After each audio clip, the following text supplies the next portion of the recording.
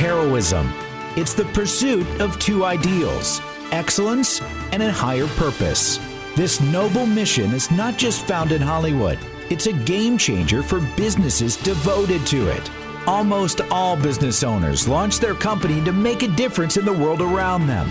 Join us on the Heroic Experience as we talk with business owners, senior leaders, and established entrepreneurs so that you too can elevate your business to heroic success. Now, here's your host, John D. Hanson.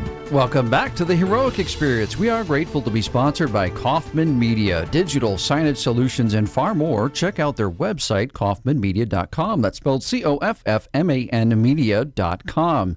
Happy to have Mr. Biz as a repeat guest in our studio, Ken Wentworth. He's Fractional CFO, author, speaker, and the host of the Mr. Biz radio show. Welcome back to the show. I'm so glad to have you in studio, and we get to hear some of your client stories that have worked with you, and they are so glad they did. So welcome back. What are some, specifically, ones that have worked with you maybe in a mentorship role where you helped individuals achieve more than they ever thought they could possibly do? Yeah, well, first of all, thanks, John, for having me back. Glad to be here. Actually, really happy to be in studio, actually, where I work with producer Alan, your producer as well. And I haven't been in the studio forever. I think since the last time I did your show, because we've been doing it remote. I got a video studio, and we do everything video now. But so really even to start with that, John, I think a lot of times what happens is we fall short of goals not because they're too big, but the opposite, because they're too small. Meaning that the goal we set doesn't move the needle enough, and so we become unmotivated very quickly. And I think in order to do that, so you go, well, what's that look like? You know, I don't want to lose 100 pounds. Let's say if you're trying to lose weight, or my business doesn't need to do $50 million if I'm doing 5 or whatever. That's fine, but it has to be something that moves the needle to where. And here's the gauge, and here's how you can think about it to see if it's something that is going to move the needle enough for you. When you picture yourself accomplishing whatever the goal is, how is your life different? Is it enough to get you up in the morning? Let's say you're trying to work out, or you have a physical goal or a weight loss goal. Is that change in transformation in your life enough to get you up on a Tuesday morning when maybe you were up late for your kids the night before and you got to get up at 5 a.m. on Tuesday and the alarm goes off? Is that goal big enough and that life transformation big enough for you to not hit the snooze? Right. To get your butt out of bed and do what you need to do that day. And so that's one of the things I have seen a lot, that people, again, it sounds counterintuitive. They fail on goals because the goal's not big enough. They don't envision the transformation that's large enough. It doesn't move the needle for them. Mm-hmm. They go, oh, well, I lost 10 pounds. That's kind of cool, but I'm going to hit the snooze button. Man, if I lost 40 pounds, keep using that weight loss example, but if I lost 40 pounds, boy, how would I have pain in my back and my knees all the time. If I lost 40 pounds, I'm walking around with a weight vest, a 40-pound weight vest, essentially. Right. If I got rid of that, will my knees not hurt anymore? Will I not have back pain? Can I play kickball with my kids in the backyard that now I can't do? Oh, Daddy will watch, right? Because you feel like garbage because your knees are bothering you, maybe because you're carrying extra weight, for example. Mm-hmm. So is that goal enough of moving the needle enough for you to get your butt out of bed in those times, in those tough times, and stick with that goal long term? The great thing about business is it's so measurable. There's so many aspects of business that you can measure. And I think that's the power of the goals you talk about in your book, which we'll get into great detail throughout this podcast. But in particular was the one where I could reverse engineer my big goals that I had in business because it's so measurable. I found that to be, pounds are measurable, yes. But then when you look at life experience, those aren't very measurable sometimes. Mm-hmm. Maybe a destination, but that's like a one-time thing and then you're done. Whereas health is an ongoing thing. Business is definitely, should be, we hope, an ongoing thing. In the business world, what are some things that you've helped people reverse engineer to get some of those big goals in their head? Yeah, so real good example. So a client that I took on last year, I sat down with them in a prospective meeting, right? They said, we're looking at hiring a fractional CFO. Mm-hmm. And I got their financials, dug through them, went and had a 2.5 hour meeting with them. And at the conclusion of the meeting, this company was doing about $16-17 million a year. Okay. And I said, I can tell you really quickly if I'm not your guy or I am your guy. This company should be doing $50 million in 5 years. If that's not your goal, or if that irritates you, annoys you, you go, oh my gosh, another one of these guys, I'm not your guy. Because if you hire me, I'm going to push you to the 50. And that's either going to annoy the crap out of you or it's going to motivate you. If it annoys you, you're going to be annoyed with me. I'm going to be annoyed with you because I'm going to be frustrated that you're not taking the necessary actions to get to where you should be able to get to. The company has so much potential.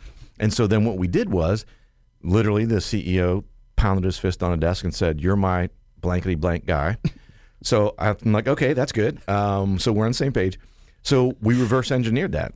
We put the $50 million goal out and we said, okay, what do we need to do realistically? And in this case, it wasn't just a straight line. It wasn't like, oh, well, let's just divide by 5 and add. No, because there are some things we need to do in the interim. Some years we're going to have bigger leaps than others because of expansion, because we're going to open a new location, et cetera. So really looked at those things and reverse engineered those goals. Now, to get to this revenue goal, what action do we need to take? In year 3, we need to be at, I don't know, fill in the blank, $38 million of revenue. What do we need to do different at 38 than we're doing at 17? And putting forth those efforts, talking to the sales team. Here are the things we need to do. At what point do we need to hire additional sales resources? All those things. So really, but that 50 is the goal. So again, I make up silly names for things because I think it keeps them a little unique. I usually use alliteration because I'm a nerd. I don't know, whatever. But I said, so I put, we have it all over their offices now. 50 mil by 5 in 5, 50 mil in 5. And so everyone knows that. Everyone in the whole company sees that's where we want to go. Last year, so I started working with them in July. Last year, they had their biggest revenue year ever. And I only had 6 months of runway to get them going. But it was that thing, John. So they would have had a pretty good year last year. And it's not all because of me. Some of it's just me pushing them and striving. So now they're like, man, if I got to get to 50 in 5 years, I got to kick some butt these last 6 months to get the runway going and get that momentum going. So if the goal was we want to get to 20 million in 2 years, they would have gone from 16 to 16 and a half to 17 and a quarter and like last year would have been a okay year, So, last year we ended up doing 18 and a half. This year we're on pace to be at 24. And the CEO just said last week, he said, there's no way, we were reviewing financial results. He said, there's no way we would have done this if 50 wasn't the long-term goal. We wouldn't be at 20 on pace for 24 this year. There's no way. Right. I do like how, and you touched on this word, and I would definitely want to dive into this, if not the second, but the third segment. You talked about potential. As someone who's done mentoring, coaching, and I think Fractional CFO has coaching just built right into it. If a company is coachable, potential, it's got to drive you nuts where you see, and I see this. I see potential in people and in businesses, and it just falls flat because there's a lack of that. Thinking big and how do we engineer to get to that? Mm-hmm. Because even if they shoot for 50 and they get 48, right? How much farther they are than 20, right? Right, yeah, yes. Exactly. Well, gosh, time flies on this show. I am so grateful to have Mr. Biz in with us. Come back after the break because we're going to dive into a part of Mr. Biz's story you've probably never heard. So make sure you come back after the break to hear this cool story. See you then. Inspire, influence, and connect your audience with digital signage. Kaufman Media offers customizable digital signage solutions designed to meet your company's specific goals. Whether you need digital menu boards for your quick service restaurant, digital displays for marketing in your retail stores, or wayfinding and unified communications for your schools, your corporations, or your healthcare facility, our customizable, affordable options and proven experience make us the only partner you'll need for your next digital signage project.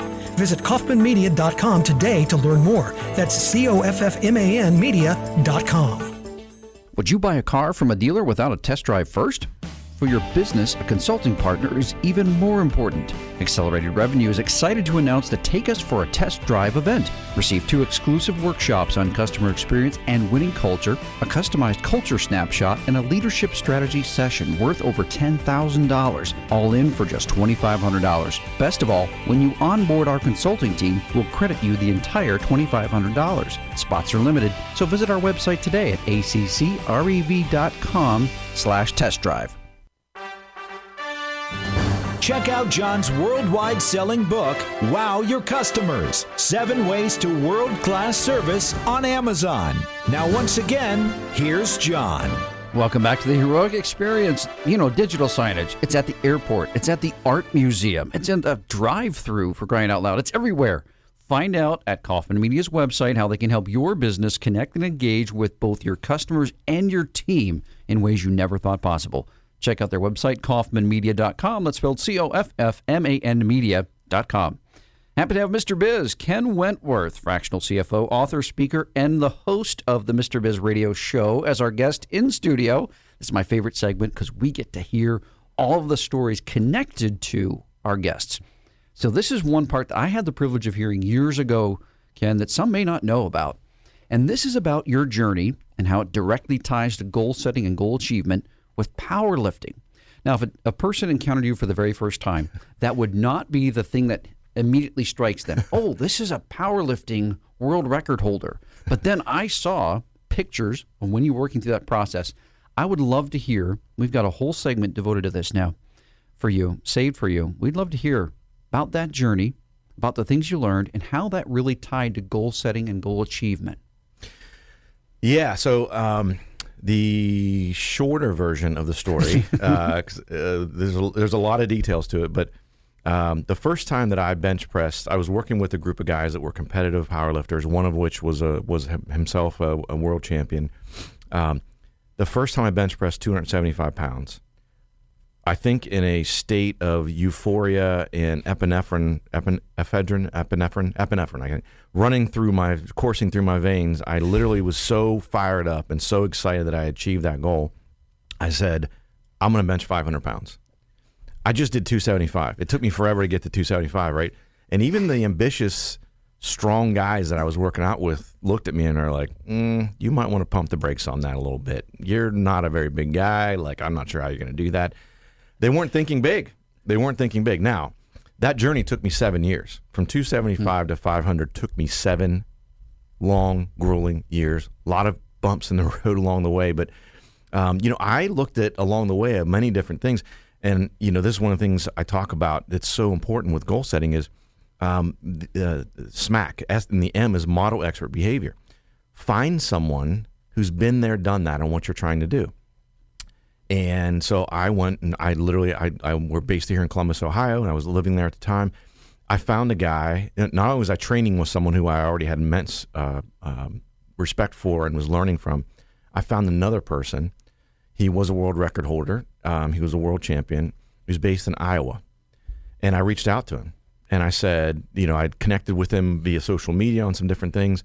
And finally I said, hey, if I take a week off of work and drive my butt out to Iowa, and I'll just stay in a motel, but when you're not working, can I just follow you around for a week and just soak in everything, how you train, your mindset, your mentality, what's it look like in your training group? Because he had a garage, in his garage out back, he had built a gym in his garage, and that's where he and his kind of lifting buddies all lifted. I wanted to see what that looked like to someone who'd already been there and done that, and I was way ahead of where I was. And so how do I get there? How do I replicate some of the behaviors that he used to help him gain that success? And it's applicable to anything. You can apply that to business. You can apply that to, I use the weight loss thing, whatever. You want to achieve tongue-tied here, a promotion at work in your corporate role, right? So let's say you want to become a vice president. Find someone who's a senior vice president and ask them to mentor you. What are some things you can tell me that helped you along the way, et cetera, et cetera? But, back to the powerlifting, along the way, I had many interim goals, of course, in between 275 and 500. And, I ended up tearing a pec at one point. So, I did the same thing. I found someone in the powerlifting world who was super successful that had torn a pec. And I reached out to him. How did you rehab?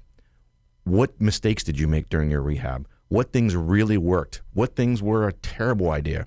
Funny side note to that. One of them was, he said, hey, one of my lifting buddies told me that I should inject peroxide into my torn pec, and that would help. He said, don't do that. He goes, that was a mistake.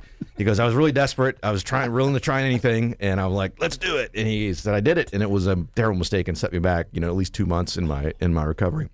But who knows, right? I wanted to get back on the platform.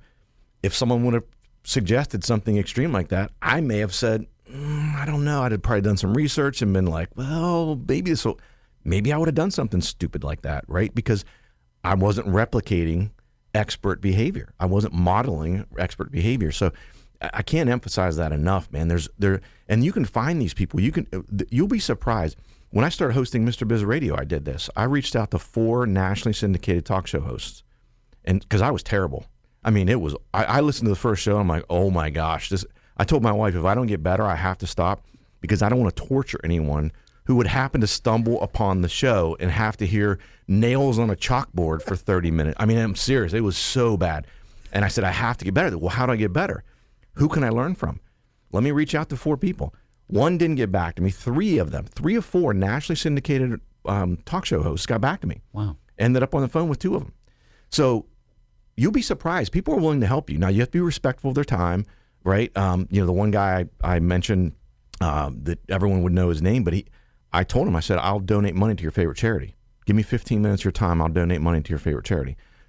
Meaning that, I'm not looking for a handout. I'm looking for a freebie here, but I would love to hear your insight on this. And when you were starting out, what are some things, again, the mistakes you made? What are things that really helped you accelerate?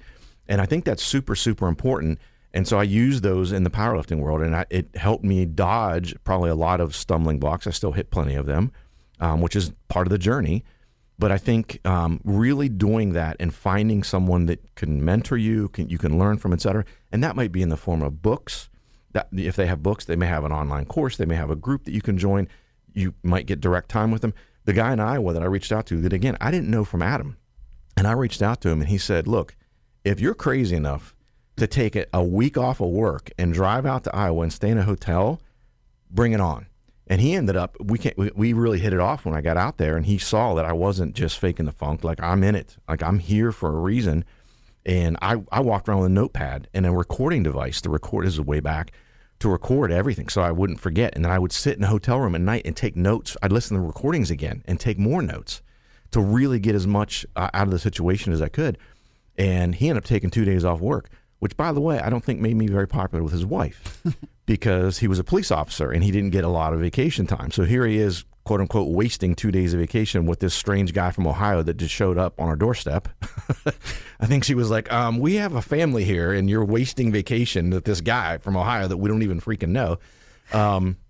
That journey was a long one. That's another example that, you can set these long-term goals and just, you and I talked before we started, the reverse engineering the process of going from 275 to 500 is not going to happen overnight. No. It's going to take a while. I don't know how long it's going to take, but what are the goals in between and what are the activity levels I need to do? What are the things I need to learn that I don't know? I don't know those, so let me figure, again, find the expert, et cetera. So a lot of different things in there, but it's things that can be applied to any goal you have. It doesn't have to be powerlifting. It doesn't have to even be in business. It could be a better relationship with your spouse, a better relationship with your kids. Find someone who's really good at those things that you want to emulate and model their behavior. That's super, super important. It's something easy that just gets overlooked way too often. Yeah, well said. Well, we're up against another break. When we come back, we're going to really dive into Smack, Don't Fake the Funk, all kinds of exciting things in the last segment. So be sure to come back. If you like to listen to podcasts, we're available on Spotify, Podbean, YouTube, our Accelerated Revenue channel, Google Podcasts, and Amazon Music. Wherever you listen in to The Heroic Experience. We'll see you back after the break. Did you know that 70% of U.S. residents 12 and older recall seeing digital signage in the past week?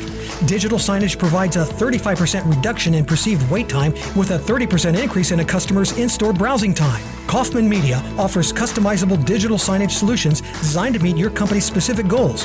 Christina said, We love our digital signage. The software is easy to use and we can publish content in minutes. It allows for every department to be seen and have a voice. Visit kaufmanmedia.com today to learn more. That's COFFMAN media.com. Attention event planners.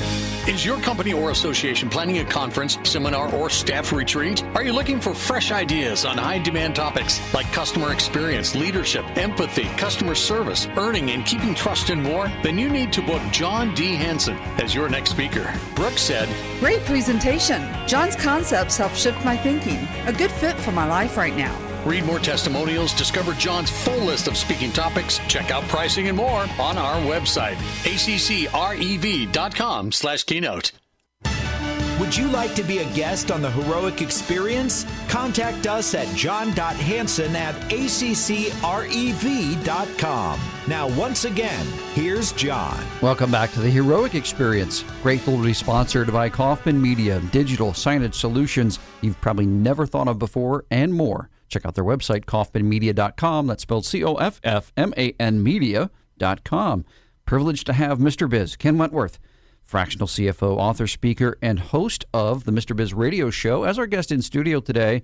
Last segment, Ken, and we're going to dive specifically into SMAC and Don't Fake the Funk. So if those sound kind of odd to you, let's unpack what those are.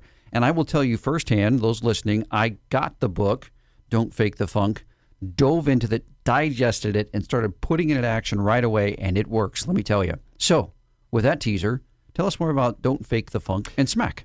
Yeah, thanks, John. So first of all, I want to say, Kaufman Media, I know they're a sponsor of the show, and I promise John and I did not talk about this beforehand. No. I have done business with Kaufman.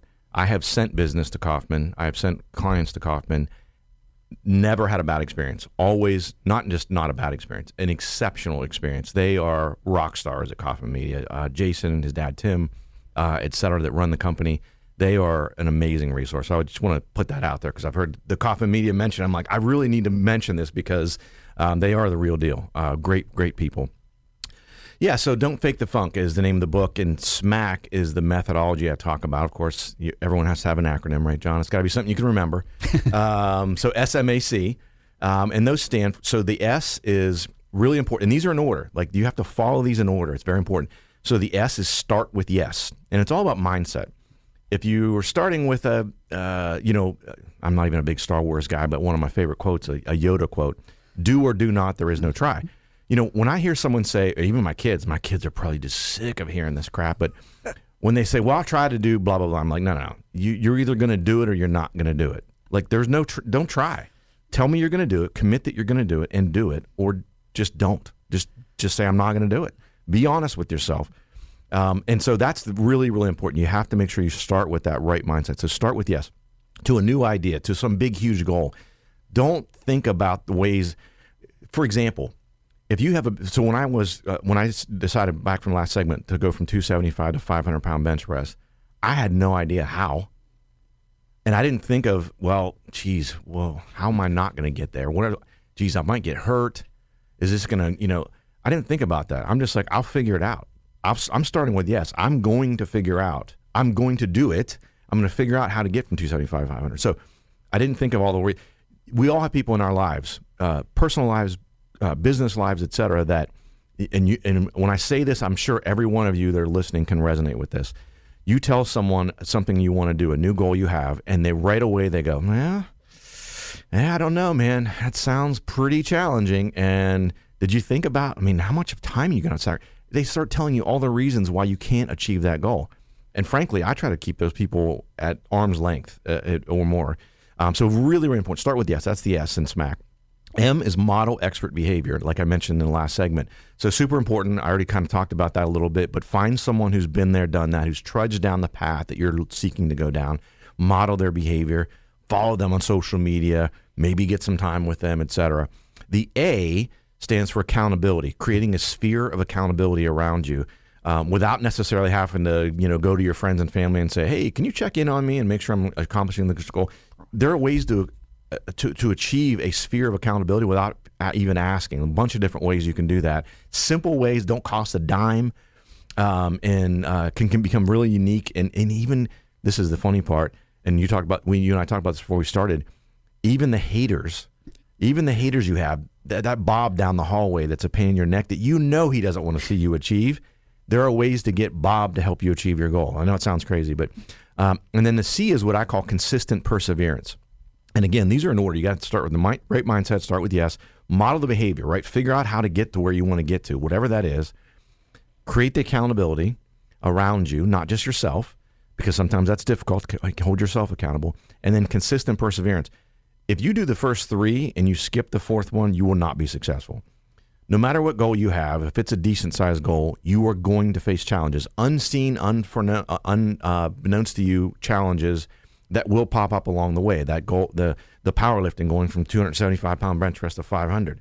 There were a bunch of things that happened even after I modeled extra behavior that didn't work, right? Or that, I tore a pec, I did this, I did that I didn't know were going to happen.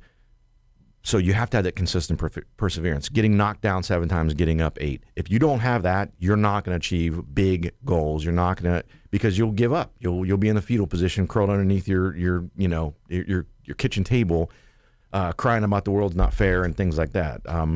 And so really, really important to follow those and in that order.